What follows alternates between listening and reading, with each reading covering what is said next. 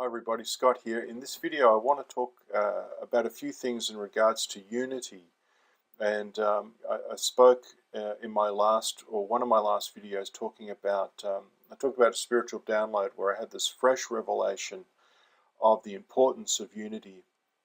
In that sense it was in the context of marriage and just this fresh awareness of the importance of it and focusing on that.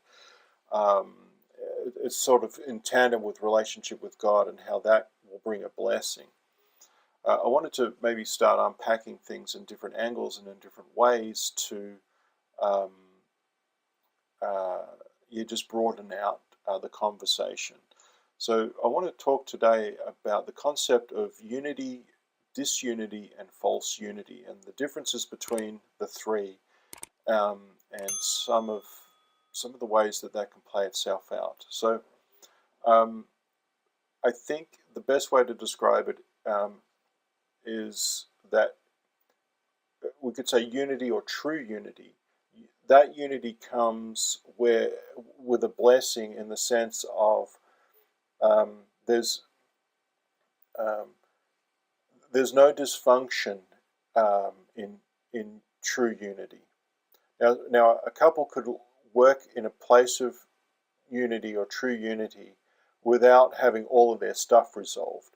So it's like we can be operating more and more in a true united way as we work out our individual issues and our couple issues and develop and becomes more and more united, while still having issues that are unresolved. They take time and even awareness to become aware of to then resolve them. But in a sense, the definition of unity is where there isn't dysfunction, there isn't codependency, there isn't addictive elements going on, selfishness. There is a dying to self in the way that brings about a stronger unit, a stronger connection and reality that happens within the relationship. I would like to take a moment just to let you know that I'm a professional counsellor and have been practicing since 2009. If that is of interest to you, feel free to email me, or if you would like more information, please visit my website. The next one is false unity, which essentially it operates similar to normal unity, ironically, but it's where two people might actually be in agreement on something that is destructive or dysfunctional. The easiest way to see that is through the lens of addiction, where you've got the alcoholic who's drinking and you've got the partner who's rescuing, and provided the rescuer doesn't upset the alcoholic's drinking, and the rescuer is cleaning up after the alcoholic, then there is kind of a unity there. There's an agreement that's been made, whether it's conscious, and it's usually unconscious, that there is a level of unity there, but it's dysfunctional, it's destructive, and it's better than disunity in some respects, because while this system keeps going, certain things might not happen. So the marriage might stay together, which means the kids have mum and dad, which can be a blessing and problematic. But there could be some more, maybe more financially stable than if they were to separate, things like this. So there can be things that happen even within that dysfunction, and it can be quite destructive, but there can be things that operate, that keep it going, whilst they're in agreement on the dysfunction that they're choosing to both live within. Where we have disunity is where, in this case, one or the other decides they're going to change. They're not going to do something anymore. So let's say the alcoholic decides to stop drinking. That's good. But we could now have disunity because while the rescuer has been desiring them to stop drinking, they're not prepared for the person that emerges when they stop drinking. And oftentimes the rescuer has their own issues that they don't have to look at while they're focusing on the drinker and their problems. And then the drinker stops drinking and starts getting their life on order. There's a dynamic change, and then that can bring awareness to this person's issues that maybe they don't want to look at. And so ironically, when you've got someone making a positive change within a couple dynamic, like this one's going to stop drinking, then it could actually put the relationship under threat, because it might cause the rescuer to this is almost always unconscious. There may be anxiety that develops inside the rescuer because now the alcoholic who's getting sober and getting their life in order starts to look at the rescuer and say, well, we've got to talk about some stuff in our lives, and we've got to, and the rescuer is not used to that energy, that attention, that directness or whatever, and so they might want to run from that. Alternatively, the rescuer might decide, I'm not rescuing you anymore. If you're going to drink and you're going to leave the bottles and your stuff everywhere, you can clean it up. We're not cleaning it up anymore. I'm not going down and buying your alcohol anymore. I'm gonna deal with my stuff, and I'm not going to rescue your stuff. And that can create a lot of problems too. That could lead to a breakup in the relationship or not.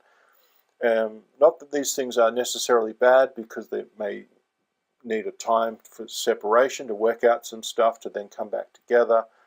But there's just this weird reality that when they're in a false unity of don't disrupt my drinking and don't take care, and this one's like, well, don't worry, I'll take care of you.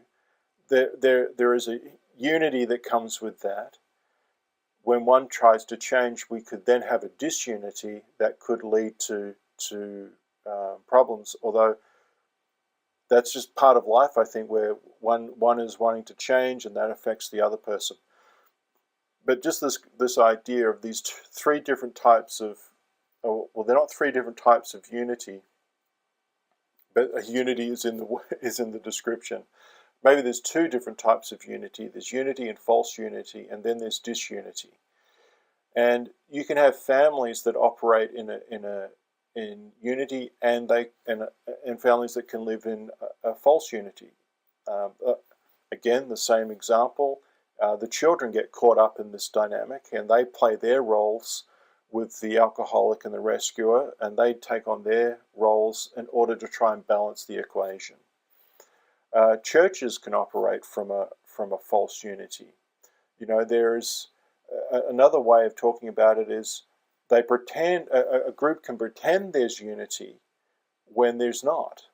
And as long as nobody points it out, we can stay in this false unity that appears like unity, but there's dysfunction in it.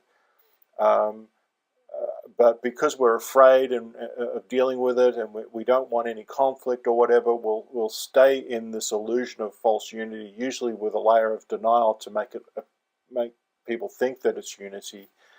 But it just takes one person to sort of say, hang on, what about this thing that's happening over here? And they're then exposing the fact that there's false unity, that then could lead to disunity. And usually dysfunctional groups, dysfunctional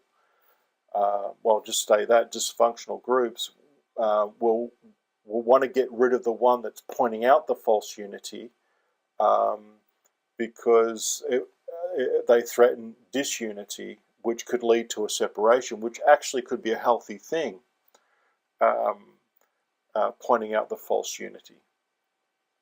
But usually what happens is the one that can see it is or the ones that can see a false unity are usually the ones that get kicked out of it in order to maintain the falseness. And it's just the reality. So, for those that may wish to support my video making, I do have a Patreon account. Support can start at as little as $1.50 Australian per month. In exchange for your support, you're able to access the videos about 1 week before they go live on YouTube. Hopefully that all makes sense.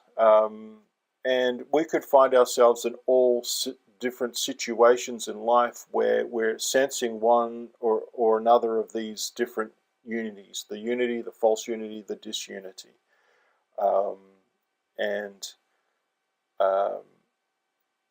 One could say that the world lives in a false, the world that we live in has a false unity in a lot of ways.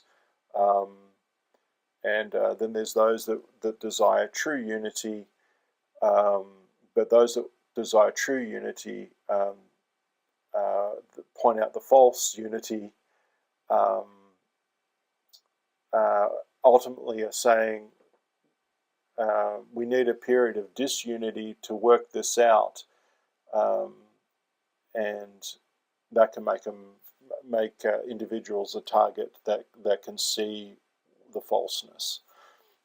Anyway, I always feel like when I share these sorts of things, there's always other angles, and it never feels complete, I think is what I'm saying. But anyway, maybe this is just like it is what it is. Hopefully it makes sense to people, and